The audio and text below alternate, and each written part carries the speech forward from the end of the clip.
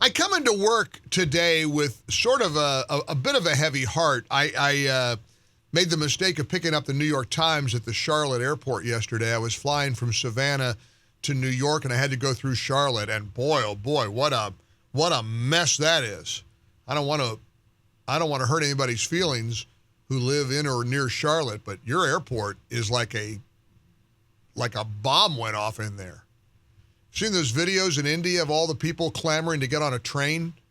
That's what it feels like at the Charlotte airport. Whoa, it's a mess. Anyway, I had some time to kill, and I grabbed a New York Times, and I'm sitting there with my jaw hanging open, reading column after column of how Trump is destroying the country.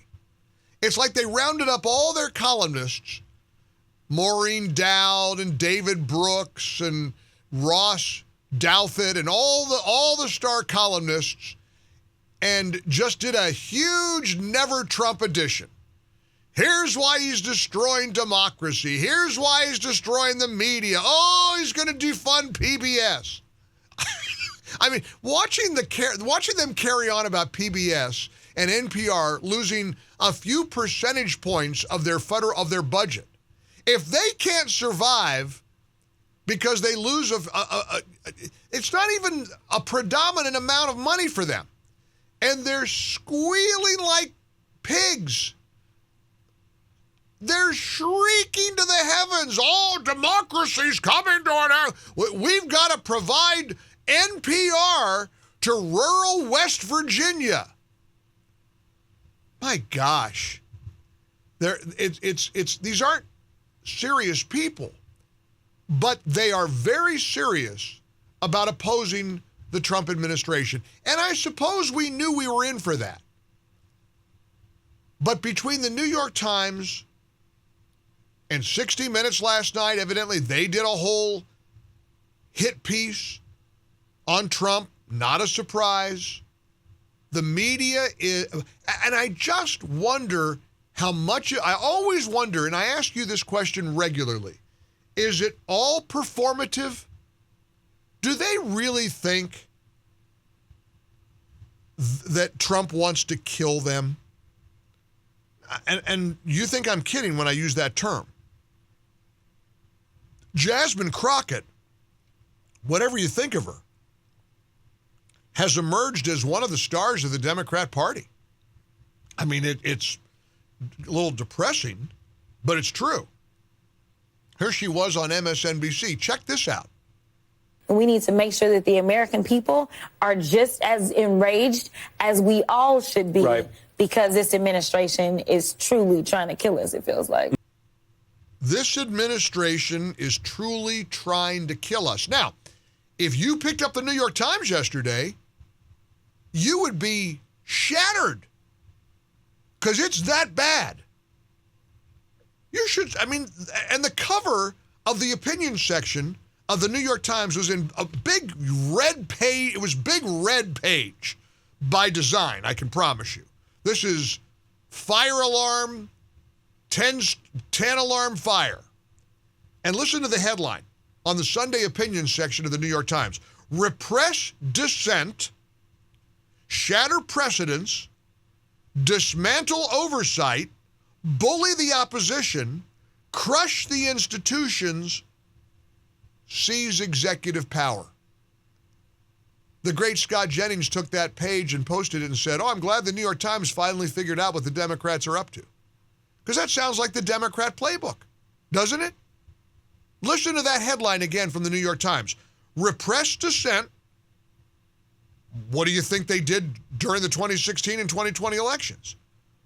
You weren't allowed to say anything that didn't go along with the groupthink, whether it was the pandemic or election integrity.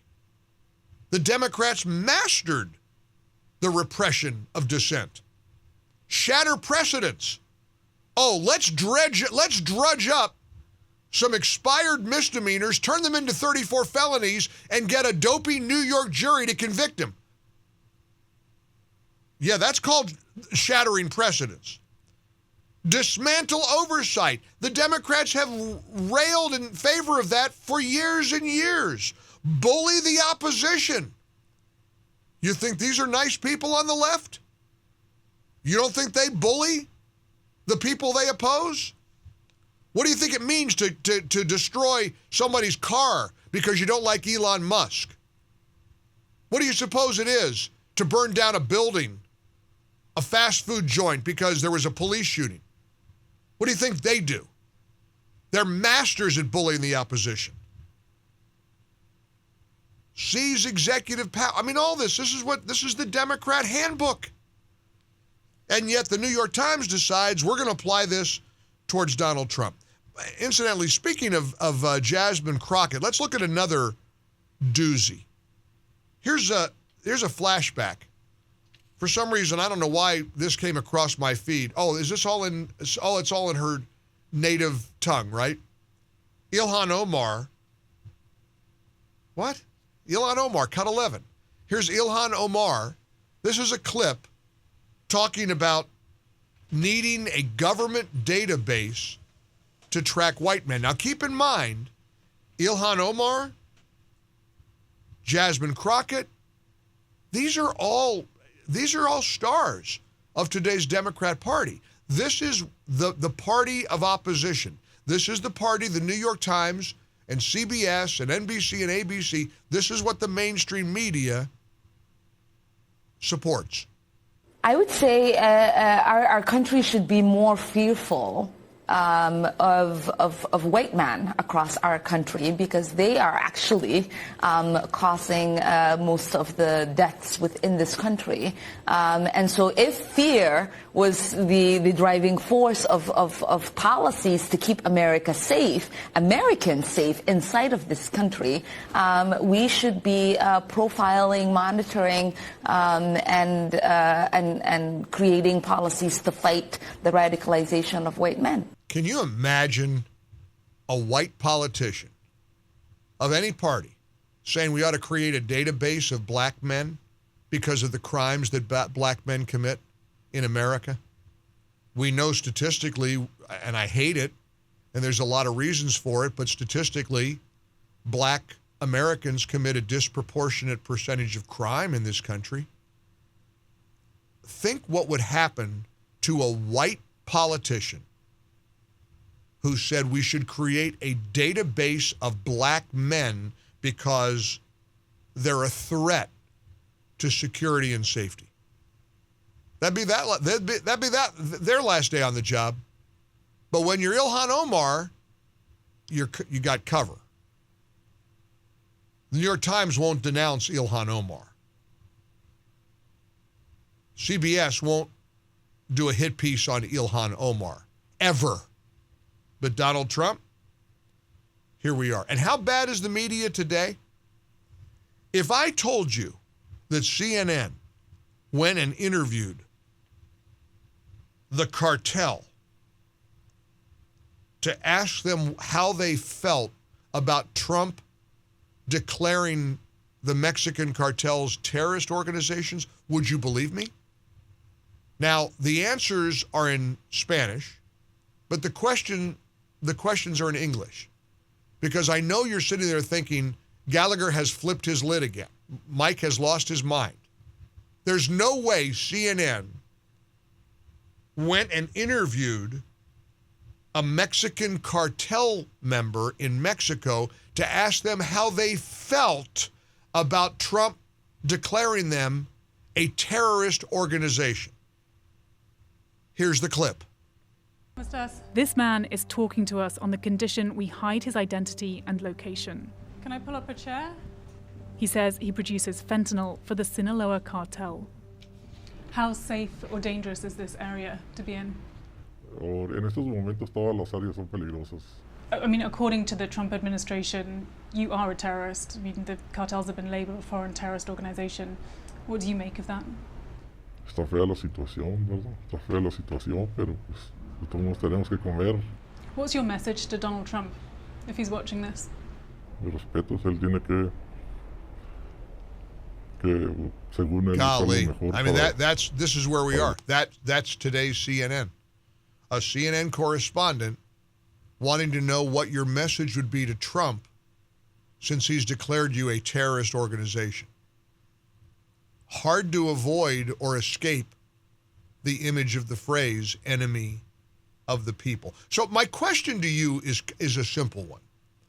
When Americans who maybe aren't as plugged in as you may be, you and I are pretty connected. We're watching, we're following these stories, we're breaking it all down. But to people who aren't, who pick up a paper at the Charlotte airport, oh, here's the New York Times. I think I'll read the New York Times while I'm waiting for my next flight. And you read this. I mean, I would think normal people who aren't that connected would be in utter despair. Absolute despair over what the Times believes is the condition of America under Donald Trump.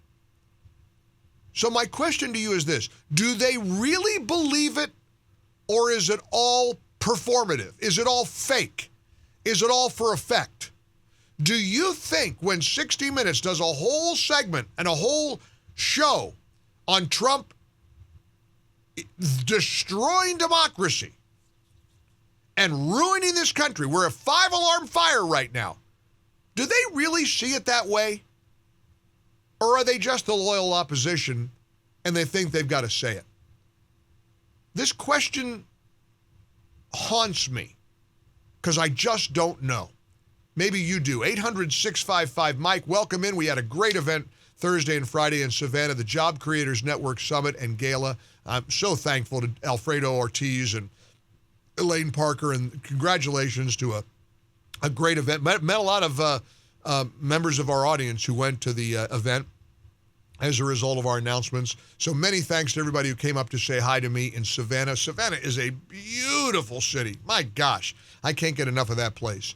So thanks to everybody at the Job Creators Network. Thanks, too, to Carl Jackson for guest hosting for me on Friday. Let's dive in today here on a Monday. 800-655-MIKE. You tell me if you believe that when the New York Times devotes an entire issue of their opinion section to Trump destroying the country, do they believe it? Is it real? Or is it inauthentic? For full shows, live and on demand, it's Salem News Channel.